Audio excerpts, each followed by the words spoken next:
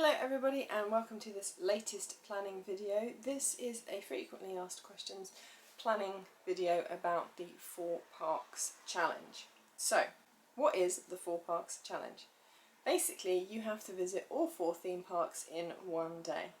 Now this sounds quite simple, but actually it is exhausting and it can be quite physically draining. So yeah, you just have to plan your day around visiting all 4 parks in the same day. What are the rules for the 4 Parks Challenge? Well, there are no specific rules other than you have to visit all of the 4 theme parks on the same day. Having said that, there are lots of people that set themselves different rules, so it's entirely up to you to plan what it is that you want to do for the 4 Parks Challenge. So what should I do for the 4 Parks Challenge? Well, the first thing to do is to plan which order you're going to go to the parks in.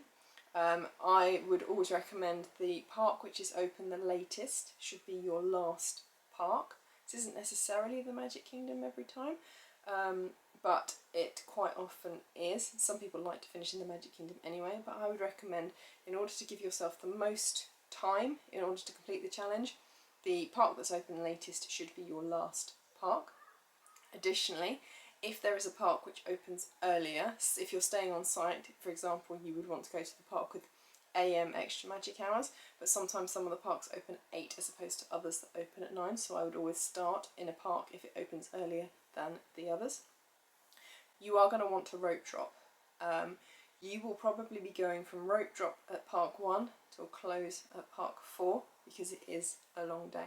You basically set your own rules for the 4 parks as long as you visit all 4 parks.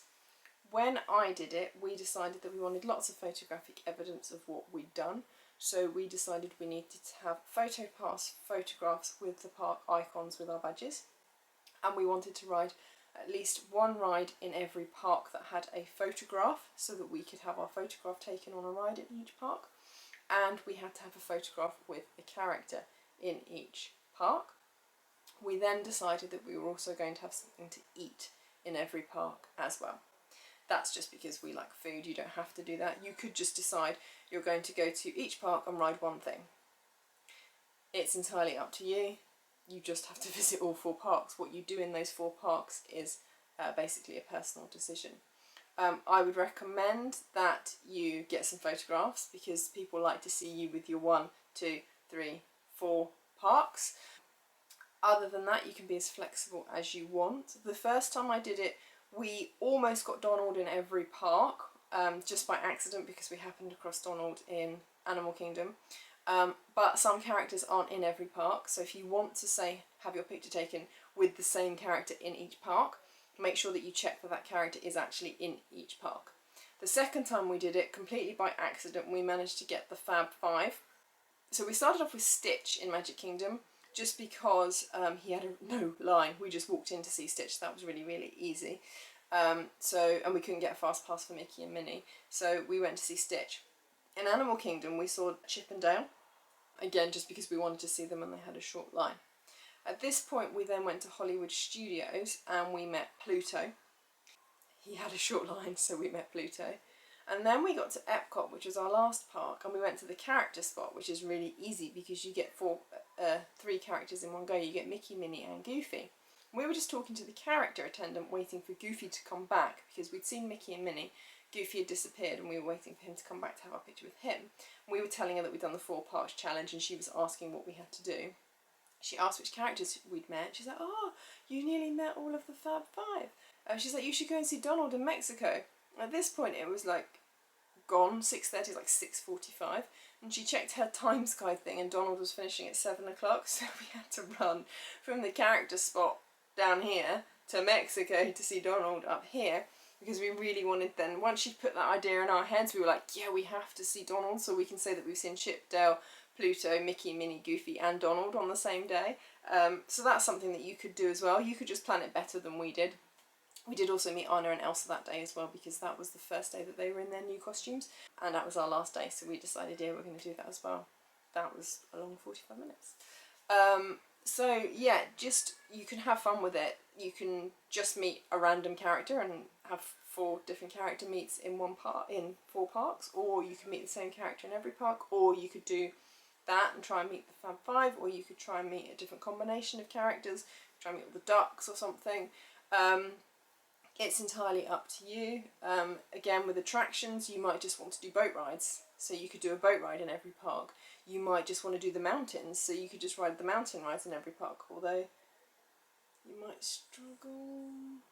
You're only going to be able to do that in Animal Kingdom and Magic Kingdom. But you could ride all the mountains. I might try boat rides next time, actually. So how do I get from park to park? Well, the first time I did it, we drove. We started at Animal Kingdom. We then drove from Animal Kingdom to Hollywood Studios. We did Hollywood Studios. And then we drove to Magic Kingdom because we were going to finish at Magic Kingdom. And we got the monorail to Epcot, and we got the monorail back to Magic Kingdom after that. The second time I did it, we decided we wanted to use Disney transportation, and we added this extra factor into our 4 parks challenge, where we wanted to try and ride as many different forms of Disney transport as we could. So from the Magic Kingdom, I parked at Magic Kingdom. Did I park at Magic Kingdom? Yeah, we started at Magic Kingdom. I left the car at Magic Kingdom because we were going to finish at Epcot, so I knew I could get the monorail back to Epcot. So I got the ferry boat from the TTC to the Magic Kingdom. We then walked to the Contemporary, and from the Contemporary we got the bus from Magic Kingdom to Animal Kingdom.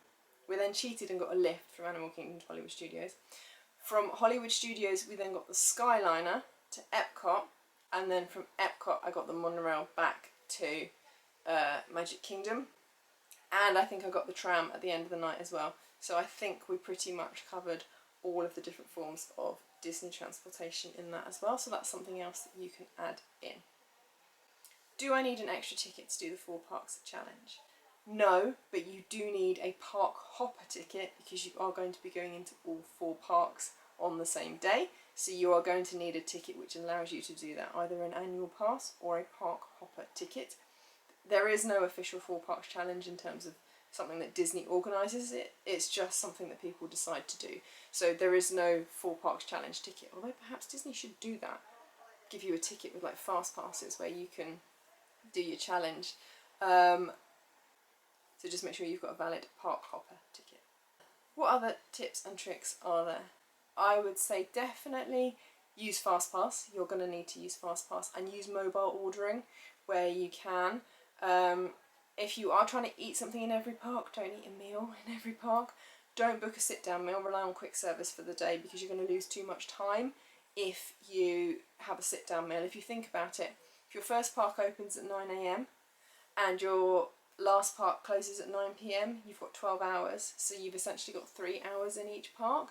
You don't want to lose 2 hours to dining because you've also got to get between the parks in between those 3 hours, so really 2.5 hours in a park. If you're then trying to have a sit-down meal, meet a character, ride a ride, and have a load of photo pass pictures taken, that time is going to go really quickly. What else? Wear sensible shoes, obviously. Same with everything for Disney. You're going to be walking a lot. I don't know why. I love park hopping days. I feel like I get much more done on park hopping days, but the 4 parks challenge is exhausting. You will hurt by the end of it. You might start off and think, yeah, this is going to be easy, but actually you are going to be really, really tired. So just factor that in. It's going to be a long day with a lot of walking, but it is a lot of fun. I would just say enjoy it. Pick the things that you most enjoy doing so that you know that you're going to have a fun day, and I would say take loads of pictures because that's a good idea. If you stop into any guest relations, get a I'm celebrating button and write the 4 parks challenge on there. Then you can have pictures taken, and it's also a really good conversation starter for anybody as you're walking around the park, just to say that you're completing the 4 parks challenge. And of course you can always go back at the end of the day and get them, and then you can have pictures taken as well. Photo pass photographers absolutely love the fact you're on the 4 parks challenge, so make sure you tell them. They'll give you some good ideas about ways to commemorate it, particularly the final park pictures. We got some good pictures both times doing that. So yeah, just go out and have fun, basically. When is the best time to do the 4-part challenge? I would recommend not doing the 4-part challenge on a Friday, Saturday or Sunday, because these historically tend to be the busier of the park days. So I would try it and go midweek if you can. If you can't, that's absolutely fine. We did it on a Friday the second time I did it. Can't remember what day of the week we did it the first time. I think it might have been a Thursday. But yeah, try and pick a weekday, just because the parks tend to be a little bit quieter, although quiet is relative. And yeah, just go and have fun. I mean, I guess the parks are going to be open later, Friday, Saturday, Sunday, if it is a busy period. So what you gain in crowds, you might lose in park hours if you go for the shorter days. So I mean, really it's down to doing your research in advance and just looking at crowd calendars and just trying to pick the day that works the best. One thing to think about if you are going at Halloween or Christmas, you're not going to be able to finish your 4-part challenge at Magic Kingdom because that's going to shut at 6 p.m. and there's no way you're going to get through 4 parks by 6 p.m. because you're going to have to be going out of the Magic Kingdom by 6 p.m. I mean, I guess you could literally go to the park, have a picture taken and go to the next park, but that's not really much fun, is it? The idea is to try and do as much stuff as possible. Do I just need to do the things on my challenge during the 4-part challenge day? No, absolutely not. You will see if you watch either of my 4-part challenge day vlogs that we just try and do everything in every park, which is probably why we're really tired by the end of the day. But I would suggest doing the things that you've set yourself to do for your challenge first. So if it is going to be the same as what we did, get your pictures, your ride photo and your character meet and your food done. And then once you've done that, you can assess how much time you've got, how much time it's going to take you to get to your next park, and then you can decide what to do next. You will see in the November 2019 4-Parks Challenge Day, we did really well at Magic Kingdom, absolutely blitzed Magic Kingdom and got a load of stuff done as our first park. We then went to Animal Kingdom and we were due to leave Animal Kingdom by 2 o'clock because that would then give us enough time to get to Hollywood Studios and then Epcot. However, because we're stupid, we managed to get a fast pass for Flight of Passage at 2 o'clock, so that set us behind by about 45 minutes by the time we'd done the ride. Totally worth it. Absolutely would never say don't get a Flight of Passage fast pass. But I would just say you just need to give yourself a rough time period for each park and know where you are on that timetable during the day so that you can keep track of it, so that you can try and spend an even amount of time in each park. As it was, we did loads of stuff at Magic Kingdom. We managed to get Flight of Passage fast pass, and I think we did Everest at Animal Kingdom.